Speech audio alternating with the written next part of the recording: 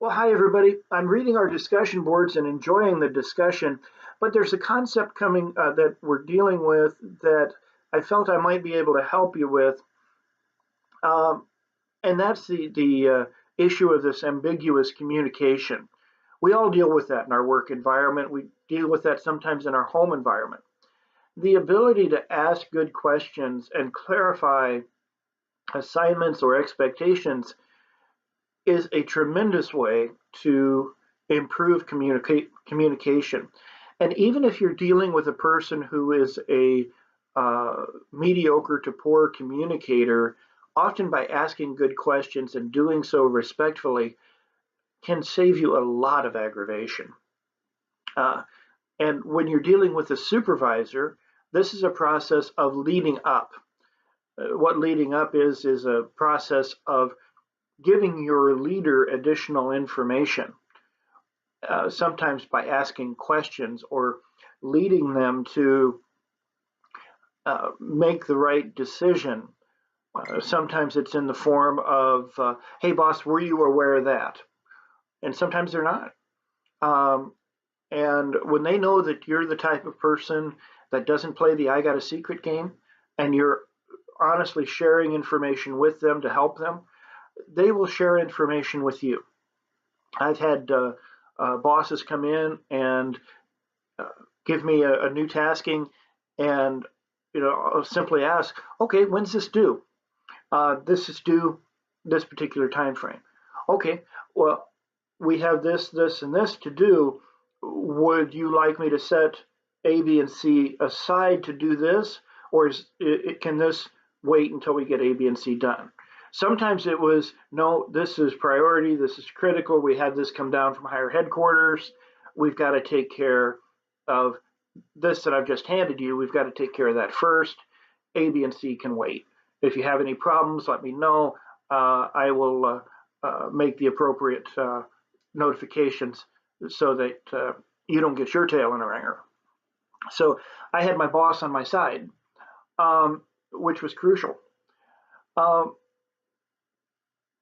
so there were some times when, on the other hand, A, B, and C took priority. In one case, the commander walked into my office and handed me a tasking and said, Sergeant O'D, I need you to take care of this. And I said, okay, sir, when would you like that done? Oh, it's not due for another 3 weeks.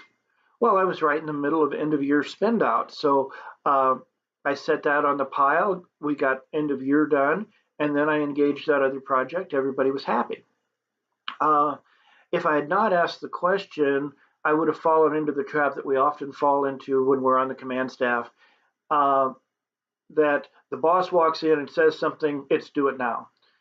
What I discovered with supervisors is that when they come in, it's not always do it now. Sometimes there's some wiggle room on the due date. And if you can respectfully communicate with your leader, then things go a lot better for you and for them. So if you can put some good questions in your professional toolbox. Okay, sir, when's this due?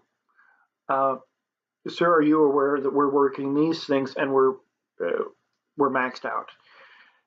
If you can learn to respond to your leader respectfully in those ways, and there's other questions that you can ask that help to clarify the instructions, but if you can clear up the ambiguity and get concrete parameters, sometimes you'll discover that your interpretation is not accurate, that the thing that you thought was high priority was actually one that could wait a little bit.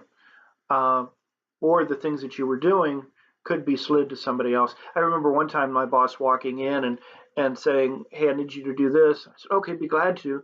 I've got this, and this I'm doing. Where would you like me to put that in the priorities? He said, oh, I didn't realize you were doing that. Okay, never mind, I'll find somebody else. I said, are you sure you don't want me to do it? He said, no, you've got enough. So, when your boss knows that you're a hard worker, you're not afraid of work, you're not afraid of taking on additional taskings, you're not just being lazy, but you're prioritizing your work and you're trying to do the best job you can, they pick up on that. And most supervisors are really good. I can count the poor supervisors I've had on one hand. Uh, I can count the great supervisors I've had on one hand. Mediocre, I've had a bunch of them. And each person is good at different things. So uh, when your leader knows that you're genuinely there to be part of the team and there to help them, you can ask those questions because you've built up the relational currency with them to do so.